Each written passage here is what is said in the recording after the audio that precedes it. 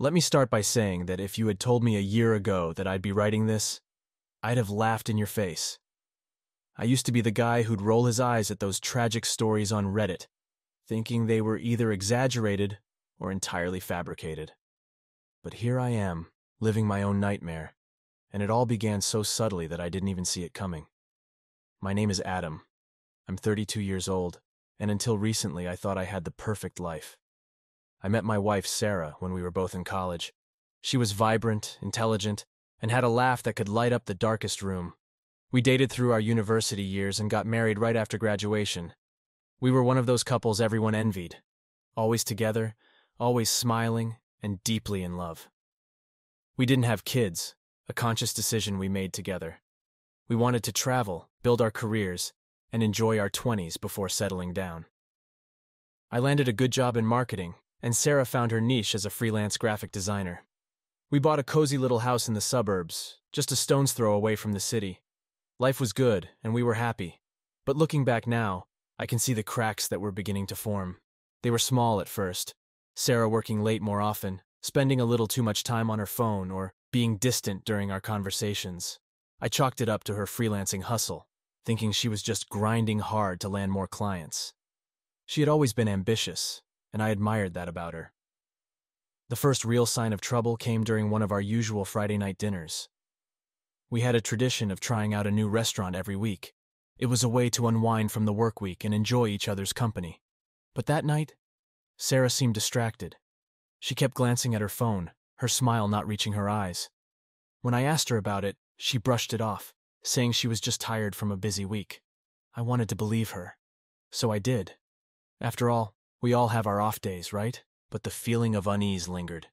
It was like a splinter in my mind, a tiny voice whispering that something wasn't right. I chose to ignore it, hoping things would go back to normal. They didn't. Over the next few months, Sarah's behavior grew more erratic. She started going out more often, claiming she was meeting clients or attending networking events. At first, I was supportive. I knew how important her career was to her. But then she started coming home late, sometimes not until after midnight, and her explanations became vaguer. One night, I found myself sitting alone in our living room, the clock ticking past 1 a.m., waiting for her to come home. When she finally walked through the door, she was tipsy and unusually giddy. I asked her where she had been, and she told me she was out with some new clients. Something in her tone didn't sit right with me, but I let it slide. I didn't want to be the jealous, overbearing husband. But things kept getting worse. She started going on business trips that seemed to pop up out of nowhere. They were always last minute, and her explanations were always rushed. She'd pack a small suitcase and be gone for a few days, leaving me alone with my growing suspicions. When she returned, she'd be distant, as if she was physically present but emotionally miles away.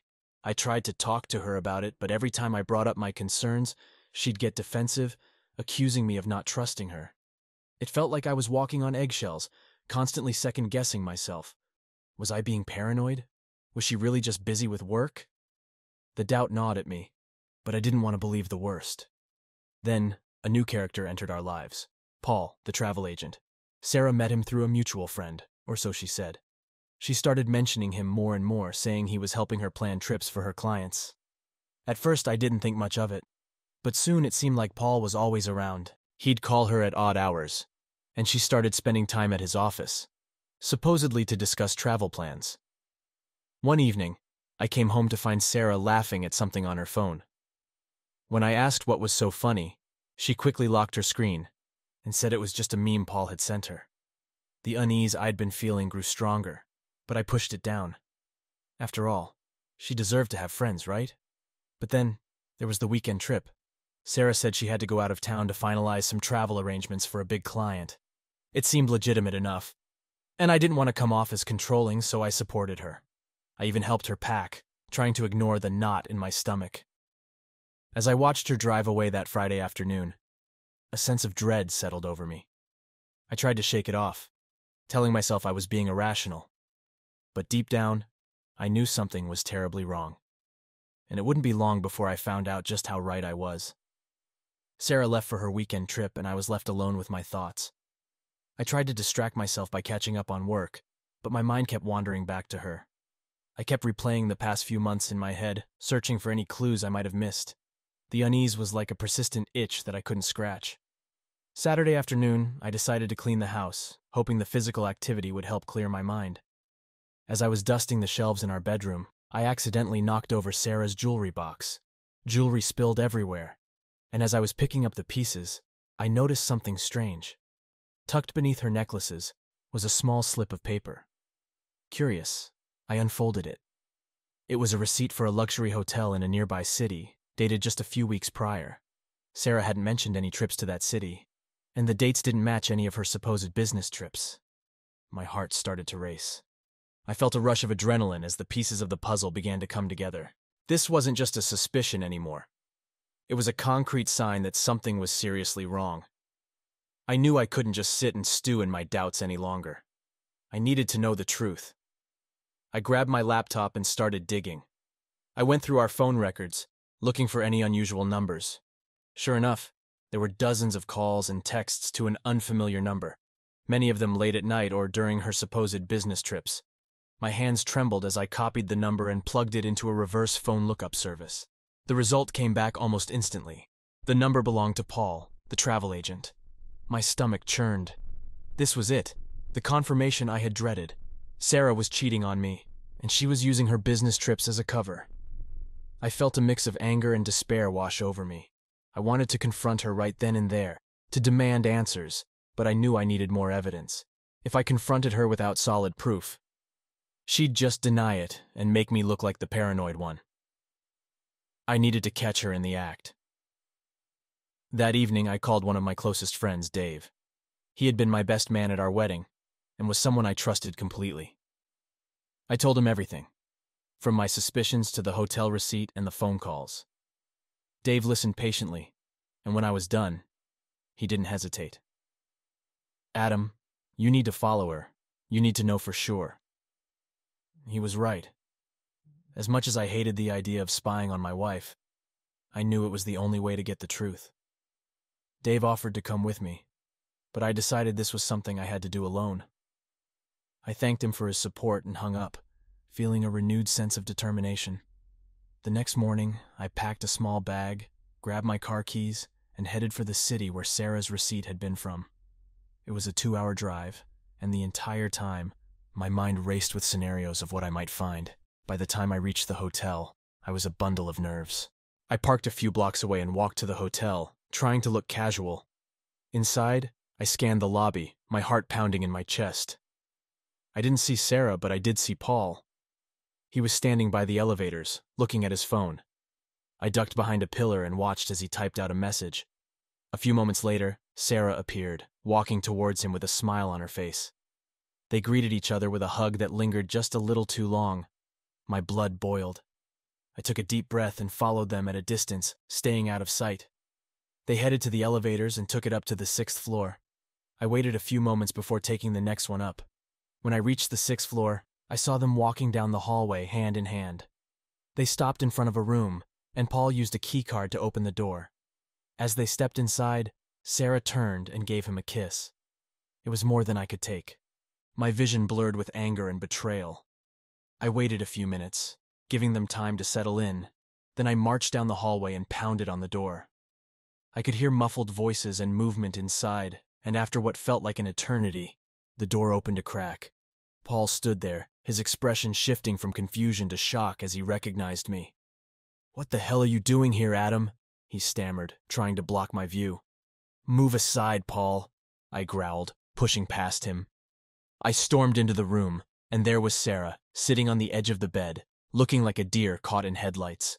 She was wearing a robe, and her hair was disheveled. "Adam, what are you doing here?" she asked, her voice trembling. "I could ask you the same thing," I shot back, my voice shaking with anger. "How long has this been going on, Sarah? How long have you been lying to me?" She looked away, tears welling up in her eyes. "It's not what it looks like," she whispered. "Save it," I snapped. "I found the receipt, the phone calls, the texts. I know everything." Paul tried to intervene, but I turned on him, my fists clenched. "You stay out of this. You have no idea what you've done." Sarah finally broke down, sobbing uncontrollably. "I'm so sorry, Adam.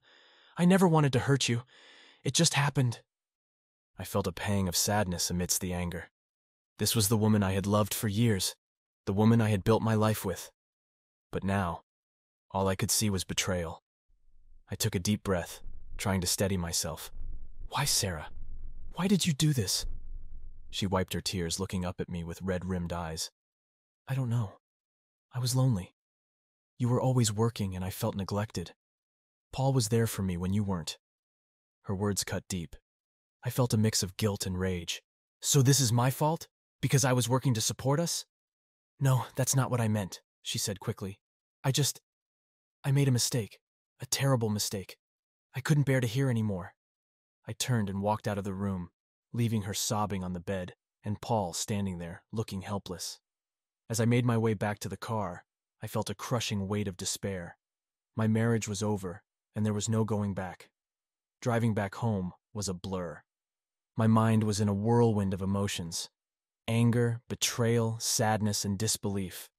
I felt like a fool, blinded by love and trust, unable to see the signs that had been there all along. How could Sarah do this to us, to everything we had built together? I spent the night on the couch, unable to face the bed that Sarah and I had shared. Sleep was elusive, my mind replaying the scene at the hotel over and over.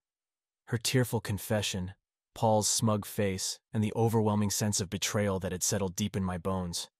I knew I couldn't let it end there. I needed to confront Sarah, to get the full truth out in the open. The next morning, Sarah returned home. She looked disheveled, her eyes puffy from crying. She found me in the living room, and for a moment, we just stared at each other, the silence heavy with unspoken words. Adam, I know I have no right to ask, but can we talk? She said softly, her voice trembling. I nodded, gesturing for her to sit. She took a seat on the edge of the armchair, her hands twisting nervously in her lap. I remained standing, unable to relax in her presence. Start from the beginning, I said, my voice cold and distant. I want to know everything. She took a deep breath, wiping away a stray tear. It started a few months ago. I met Paul through a mutual friend at a networking event. We hit it off, and he seemed really interested in my work. At first, it was just professional. He helped me plan some trips for my clients, and we talked about business. She paused, glancing at me to gauge my reaction. I kept my expression neutral, waiting for her to continue. Then one night, after a particularly stressful week, we went out for drinks. One thing led to another, and before I knew it, we were kissing. I felt so guilty afterward, but I couldn't stop. He made me feel appreciated, in a way I hadn't felt in a long time. Her words stung, each one like a dagger to my heart. So, you slept with him, I said flatly, not as a question but a statement. She nodded, tears streaming down her face. Yes, it happened a few times, and each time I told myself it would be the last. But it wasn't. I got caught up in the excitement, the feeling of being wanted. I'm so sorry, Adam. I know I hurt you, and I hate myself for it. I clenched my fists, struggling to keep my anger in check. Why didn't you just talk to me, Sarah? Why didn't you tell me you were feeling neglected? I tried, she whispered. But every time I brought it up, you were too busy, too stressed with work. I felt like I was burdening you with my problems. Her excuses infuriated me. So instead of talking to your husband, you turned to another man? You betrayed our marriage because it was easier than facing the truth? She sobbed harder, her shoulders shaking. I was weak, Adam. I made a terrible mistake. I never wanted to hurt you. I still love you. Love? I scoffed. You call this love? Sneaking around behind my back, lying to me, betraying me? That's not love, Sarah. She buried her face in her hands, her cries muffled. I felt a pang of sadness, remembering the woman I had fallen in love with, the life we had dreamed of together. But that woman was gone, replaced by someone I barely recognized.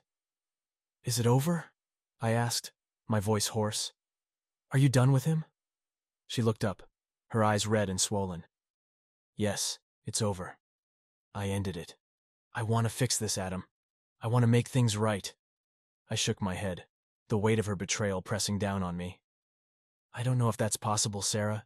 You've broken something that can't be easily mended. She stood up, crossing the room to stand in front of me. Please, Adam, give me a chance. Let me prove to you that I'm committed to our marriage. I'll do whatever it takes. I stared at her, the woman I had once loved more than anything in the world. Part of me wanted to believe her, to give her the chance to make things right.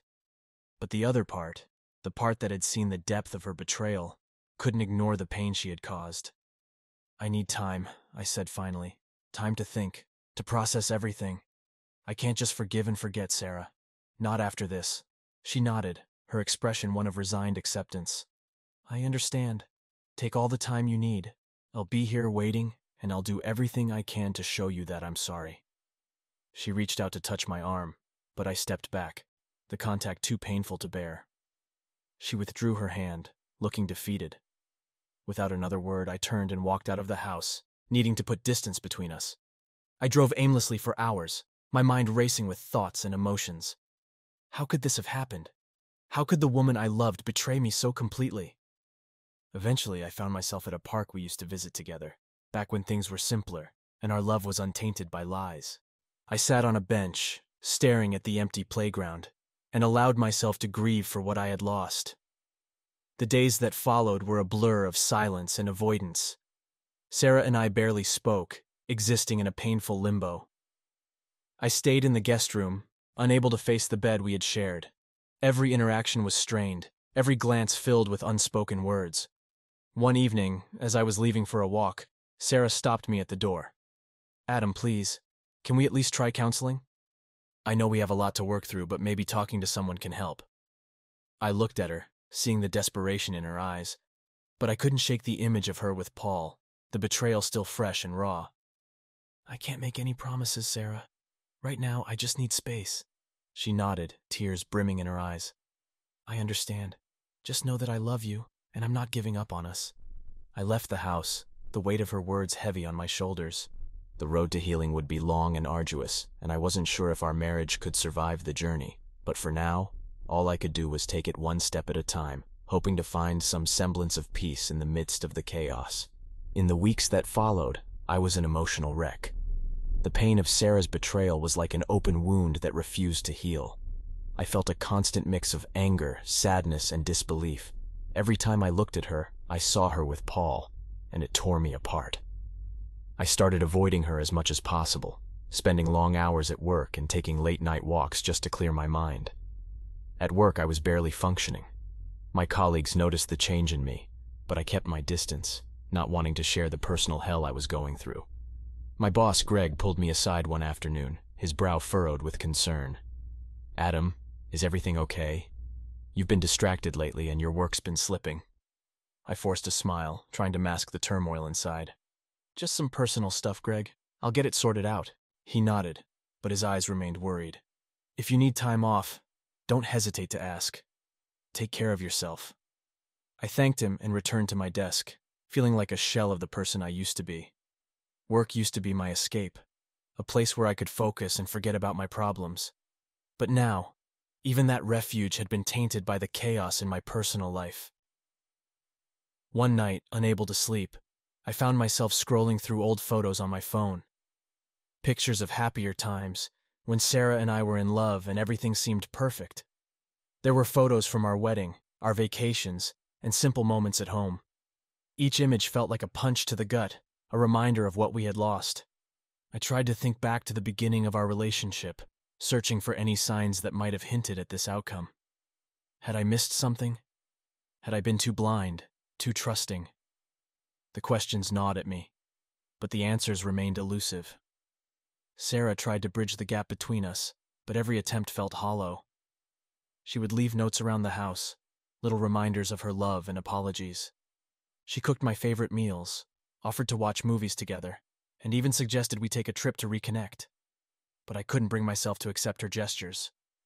The wound was too fresh, the pain too real. One evening, as I sat on the couch staring blankly at the TV, Sarah approached me cautiously. Adam, I know you're hurting. I am too. But we need to talk about this, to work through it. Please, can we just try? I looked at her, my heart heavy with conflicting emotions. I don't know if I can, Sarah. Every time I see you, all I can think about is you and Paul. It's like a constant reminder of your betrayal. She sat down beside me, her eyes filled with tears. I know I hurt you, and I'm so sorry. But I'm willing to do whatever it takes to fix this, to make things right. Please, just give us a chance. Her plea tugged at my heart, but the anger and hurt were still too strong. I need time, Sarah. I can't just pretend like everything's okay. She nodded, her shoulders slumping with defeat. I understand. I'll give you all the time you need. Just know that I love you, and I'm not giving up on us. As she walked away, I felt a mix of sadness and frustration. I wanted to believe her, to give her the chance to make things right, but the pain was too raw, the betrayal too deep. I couldn't see a way forward, not yet. I found myself turning to Dave more and more. He was a constant source of support, always ready to listen and offer advice. We spent hours talking about everything, from my feelings of betrayal to my doubts about the future. He never judged, never pushed, just listened and supported. One night, after a particularly rough day, I called him up and asked if we could meet. We ended up at a quiet bar, nursing our drinks in a corner booth. "How are you holding up, man?" Dave asked, his eyes filled with concern. I shrugged, taking a sip of my beer. It's been tough. I can't stop thinking about it, about them. Every time I look at Sarah, all I see is her with Paul. He nodded, understanding. That's normal, Adam. It's going to take time. Have you thought about what you want to do next? I sighed, running a hand through my hair. I don't know. Part of me wants to try and work things out, but another part of me feels like it's too late. The trust is gone. Dave leaned back, considering my words. It's not an easy decision. But whatever you choose, make sure it's what's best for you. You deserve to be happy, man. His words resonated with me. I did deserve to be happy, but I had no idea how to get there. The future felt uncertain, a dark tunnel with no light at the end. One weekend, in an effort to clear my mind, I decided to take a solo trip to a cabin we used to visit together. It was a place filled with memories of happier times, but I hoped the solitude would help me find some clarity. The drive up was long and reflective. As I wound through the forest roads, I thought about our past, our present, and the uncertain future. By the time I arrived at the cabin, I felt emotionally drained. The first night was rough. The silence was deafening, and the memories of Sarah and our time together were overwhelming. But as the days passed, I started to find a strange sense of peace. The quiet allowed me to think, to process my emotions without the constant reminders of Sarah's betrayal. I spent my days hiking, reading, and just sitting by the lake, letting my thoughts flow. The anger and sadness were still there, but they felt less intense, like a storm that was slowly passing. One evening, as I watched the sunset over the lake, I felt a small spark of hope. Maybe I could get through this. Maybe with time I could find a way to heal. The path ahead was still uncertain, but for the first time in weeks, I felt like I could take the first step. When I returned home, I felt a little stronger, a little more centered. Sarah noticed the change, but she didn't push. She respected my need for space and gave me the time I needed to process everything. We still had a long way to go, and I wasn't sure if our marriage could survive. But for now, I was taking it one day at a time, focusing on my own healing and trying to find a way forward, with or without Sarah. As the weeks turned into months, I began to regain some semblance of normalcy in my life. I focused on work, spent more time with friends, and even took up running to clear my head. But beneath the surface, the anger still simmered. Every time I thought about Paul and Sarah, the betrayal felt as fresh as the day I discovered it. It was during one of my late-night runs that an idea began to form in my mind. I couldn't just let them get away with what they had done. I needed to take control, to regain some of the power that their betrayal had stolen from me. Revenge wasn't something I usually believed in, but this felt different. This felt necessary. I began to gather information on Paul. It wasn't hard to find out where he worked and lived. Social media was a goldmine of information, and soon I had a clear picture of his life. He worked at a small travel agency in town, a place I could easily access. As I dug deeper, I discovered that Paul had a reputation for being a bit of a playboy, often bragging about his conquests to his friends. This only fueled my anger. One Friday evening, I drove to Paul's apartment complex. I parked a few blocks away and walked the rest of the distance, my heart pounding with a mix of adrenaline and apprehension. I knew I had to be careful, to avoid doing anything that could get me into serious trouble, but I was determined to confront him, to make him face the consequences of his actions. I waited outside his building, hiding in the shadows, until I saw him pull up in his car. He got out, looking smug and self-assured, and started walking towards the entrance. This was my moment. I stepped out of the shadows and called his name. Paul. He turned, surprise and confusion flashing across his face. Adam? What are you doing here? Without a word, I strode up to him, my fists clenched. Before he could react, I swung my fist, connecting with his jaw. He stumbled back, clutching his face. What the hell, man? He shouted, anger and fear mingling in his voice. That's for ruining my marriage, I spat, my voice shaking with rage. You thought you could just waltz into my life and take what isn't yours. He straightened up, wiping blood from his lip. Look, Adam, I didn't mean for any of this to happen. Sarah came to me. Shut up, I roared, lunging at him again. This time he was ready, and we grappled, our fists flying.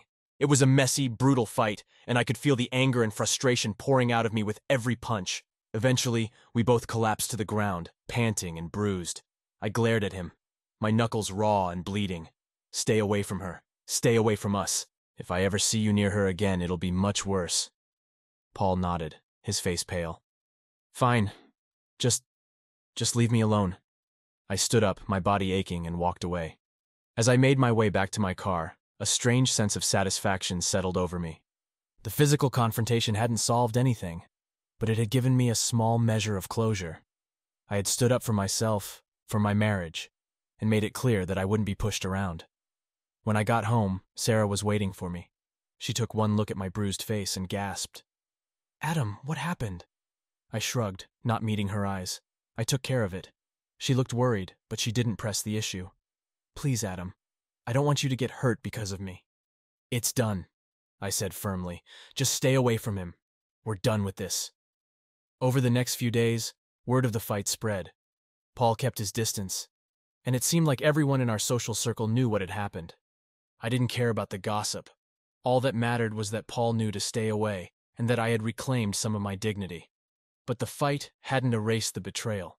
Sarah and I were still living in a fragile truce, trying to navigate the ruins of our marriage.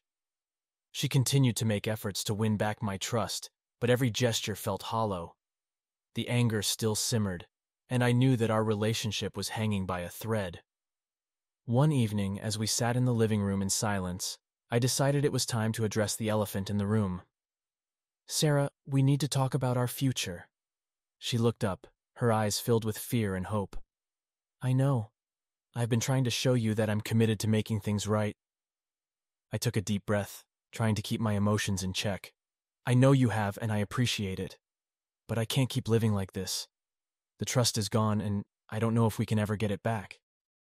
Tears welled up in her eyes. Adam, please. I'll do anything. I love you, and I want to fix this. I felt a pang of sadness, but I knew what I had to do. I think we need to take a break, Sarah. We need time apart to figure out what we really want. Maybe some distance will help us see things more clearly. She sobbed, her hands trembling. Are you saying you want a separation? I nodded, my heart heavy. Yes. I think it's the only way we can start to heal. The next few days were a whirlwind of painful conversations and difficult decisions. We agreed that Sarah would move out for a while, giving us both the space we needed. It was a heart-wrenching process, packing up her things and watching her leave, but I knew it was necessary. As she drove away, I felt a strange mix of relief and sorrow. Our marriage was in tatters, and the road to healing would be long and uncertain. But for the first time in months, I felt a glimmer of hope. Maybe with time and distance, we could find a way to move forward, whether that meant rebuilding our marriage or finding a new path on our own. The weeks that followed were some of the loneliest of my life. The house felt empty without Sarah, and the silence was deafening.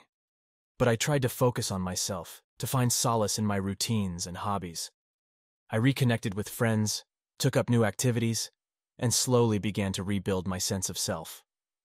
One evening, I received a call from Sarah. Her voice was tentative, filled with a mix of hope and fear. Adam, can we meet?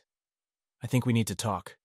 I agreed, and we arranged to meet at a small cafe we used to frequent. As I walked in, I saw her sitting at a corner table, looking nervous. I took a deep breath and approached, ready to face whatever the conversation might bring. We sat down, and for a moment neither of us spoke. Then Sarah broke the silence. Adam, I've been doing a lot of thinking about us, about what happened. I know I hurt you, and I'm so sorry, but I still love you, and I want to make things right. I looked at her, seeing the sincerity in her eyes. I know you do, Sarah, and I appreciate that, but I'm not sure if we can go back to the way things were. She nodded, tears brimming in her eyes. I understand, but I want to try. I want to rebuild the trust, to show you that I'm committed to us. I sighed, feeling the weight of the decision pressing down on me. It's not going to be easy. It will take time and a lot of effort. But if you're willing to put in the work, then maybe we can find a way forward. She reached across the table and took my hand, her touch warm and comforting. I'm willing, Adam. I'll do whatever it takes. As we sat there, holding hands and talking about our future, I felt a flicker of hope. Maybe, just maybe, we could find a way to heal. The road ahead would be long and challenging, but with time, patience, and a lot of hard work, we might be able to rebuild what had been broken. Only time would tell if our marriage could survive, but for now, we were willing to try. And that was enough. The months following our separation were a roller coaster of emotions. Sarah and I kept in touch, meeting occasionally to talk and try to work things out. Every meeting was a delicate balance of hope and pain as we navigated the fragile remains of our relationship. I could see that she was trying, genuinely trying, to rebuild the trust she had shattered. But the road to forgiveness was long and fraught with challenges. One evening, after another of our long, heart-wrenching conversations, I found myself sitting alone in the living room, reflecting on everything that had happened. The anger and betrayal were still there, but so was a small, persistent flicker of hope. I knew I had to make a decision, one that would determine the course of our future. The next day, I called Sarah and asked her to meet me at the park we used to visit. It was a place filled with memories of happier times, and I hoped it would provide a fitting backdrop for the conversation we needed to have. As I walked towards the park bench where we had spent so many afternoons, I saw her waiting, looking anxious but determined. Thanks for meeting me, I said, sitting down beside her. She nodded, her eyes filled with anticipation. Of course. What did you want to talk about? I took a deep breath, choosing my words carefully. Sarah, we've been through a lot. And while I appreciate the efforts you've made to rebuild our relationship, I think it's time we faced the truth. Her face fell, but she stayed silent, waiting for me to continue. I don't think we can go back to the way things were, I said gently. The trust that was broken, it can't be easily mended. We've both tried, but the wounds are still too deep. Tears welled up in her eyes, and she nodded slowly. I understand. I've been hoping we could find a way, but I know it's been hard for you. It's been hard for both of us, I corrected, reaching out to take her hand. I still care about you, Sarah, and I believe you care about me. But sometimes caring isn't enough to fix what's been broken. She squeezed my hand, her tears falling freely now. So what do we do? I took a moment to gather my thoughts. I think we need to move on, separately. We've both been holding on to something that's no longer there, and it's keeping us from finding true happiness. I want you to be happy, and I want to find happiness too. Maybe that means letting go. Sarah looked down, her shoulders shaking with silent sobs. I never wanted to lose you, Adam, but I understand. If this is what you need, I'll respect it. It's what we both need, I said softly. This doesn't mean we failed. We had a lot of good years together, and those memories will always be a part of us. But we need to give ourselves the chance to heal and move forward. She nodded, wiping her tears. Okay. Well, do this the right way. Amicably. We sat in silence for a while, holding hands and absorbing the weight of our decision. It felt like the end of an era, but also the beginning of something new. There was sadness, yes, but also a sense of relief and acceptance. We were finally facing the reality of our situation and making a choice that would allow us both to heal. In the weeks that followed, we began the process of untangling our lives. We divided our assets, closed joint accounts, and finalized the details of our separation. It was painful and emotionally draining, but we approached it with mutual respect and a shared understanding of what we needed to do. One evening, as I was packing up the last of Sarah's things, I came across an old photo album. I sat down on the edge of the bed and flipped through the pages, seeing our lives unfold in snapshots. There were pictures of our wedding day, vacations, and countless moments of joy. It was a reminder of the love we had shared and the life we had built together. Sarah walked in and saw me with the album. She sat down beside me, and we looked through the photos together, reminiscing about the good times.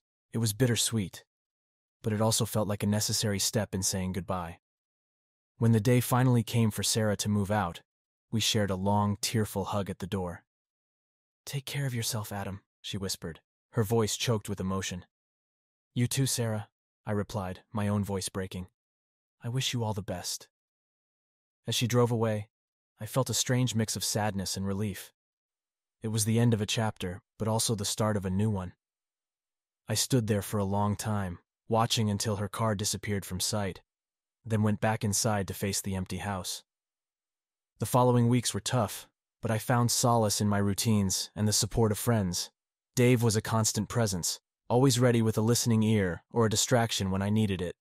Slowly, I began to rediscover myself, to find strength in my independence. One evening, as I was scrolling through my phone, I saw a message from an old friend, Emily. She had moved away years ago, but we had kept in touch sporadically. Her message was simple, asking how I was and if I wanted to catch up. I hesitated for a moment, then replied, setting up a time to meet. Our reunion was a breath of fresh air. Emily was as warm and vibrant as ever, and talking to her felt like coming home. We spent hours catching up, sharing stories and laughter. For the first time in a long while, I felt genuinely happy. As the months passed, Emily and I grew closer. We started spending more time together, exploring the city, and finding new adventures. She was a bright spot in my life, a reminder that happiness was still possible. One evening, as we sat on my porch watching the sunset, Emily turned to me, her eyes filled with warmth. "Adam, I'm really glad we reconnected. You've been through a lot, and it's been amazing to see you find yourself again." I smiled, feeling a deep sense of gratitude. "I couldn't have done it without you, Emily. You've brought so much joy back into my life." She reached out and took my hand, her touch comforting and reassuring. "Here's to new beginnings," she said softly. "To new beginnings," I echoed, squeezing her hand. As the sun dipped below the horizon, I felt a sense of peace settle over me. The road to healing had been long and painful, but I'd come out the other side stronger and more resilient. I knew there would still be challenges ahead, but for the first time in a long while, I felt hopeful about the future. With Emily by my side and a newfound sense of self, I was ready to embrace whatever came next. Life had thrown me a curveball, but I had faced it head-on and emerged stronger. The past would always be a part of me, but it no longer defined me. I was free to create a new future, one filled with love, happiness, and endless possibilities. Looking back on everything that happened, I can see how far I've come. The betrayal, the anger, the sadness, it all seemed insurmountable at the time. But I learned that even in the darkest moments, there is always a path forward, even if it's not immediately visible. Sarah and I had shared many good years, and for that, I will always be grateful. But people change, and sometimes the paths we take lead us in different directions. It took a painful betrayal to make me see that our relationship had reached its end, but it also taught me valuable lessons about trust, resilience, and self-worth. Emily and I continued to build a beautiful relationship, one based on mutual respect, trust, and shared experiences. She was a constant source of joy and inspiration, and with her, I found a love that was genuine and unwavering. In my journey to healing, I discovered the importance of self-care and the power of leaning on those who care about you. Dave, my friends, and even Sarah in her own way, had supported me through the hardest times.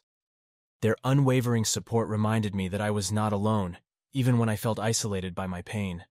Through it all, I learned to forgive, not just Sarah, but also myself. I forgave myself for the times I had been blind to her needs, for the moments of doubt and anger. Forgiveness allowed me to let go of the past and embrace the future with an open heart. As I moved forward, I found a new sense of purpose in my work, my relationships, and my passions. I traveled more, exploring new places and cultures, always finding inspiration in the world around me. I rekindled old friendships and built new ones, creating a network of love and support that enriched my life in countless ways. Reflecting on the journey, I realized that life is not a straight path. It is filled with twists and turns, challenges and triumphs. But each experience, no matter how painful, shapes us into who we are meant to be. I had faced betrayal and heartbreak, but I had emerged stronger, more resilient, and more aware of my own worth. In the end, I found that true happiness comes from within. It is not dependent on another person, but is cultivated through self-love, forgiveness, and the courage to embrace life's uncertainties. With this newfound understanding, I was ready to face whatever the future held. As I sat on the porch with Emily, watching another beautiful sunset, I felt a profound sense of gratitude. Gratitude for the lessons learned, the love found, and the strength gained. Life had tested me, but I had risen to the challenge, and now I was ready to embrace the future with open arms. Here's to new beginnings, to love, and to the endless possibilities that life offers. I'm stronger than I ever knew, and with each new day, I am reminded that the best is yet to come.